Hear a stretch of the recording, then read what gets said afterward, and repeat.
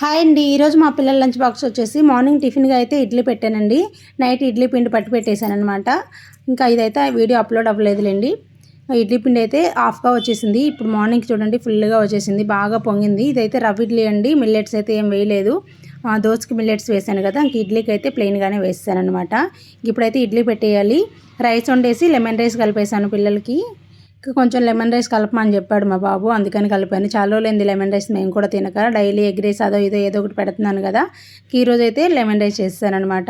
ఇంకా ఇడ్లీ చేసి పిల్లలు ఫ్రెష్ అయ్యి వచ్చిన తర్వాత ఇదిగోండి కొంచెం పల్లి చట్నీ చేసేస్తాను. అలాగే మునగాకు పొడి ఉంది కదా, ఆల్రెడీ మన వీడియోలో అప్లోడ్ చేశాను. ఎవరైనా చూడకపోతే ఈ వీడియో కింద లింక్ ఇస్తాను, ఒకసారి చూసేయండి.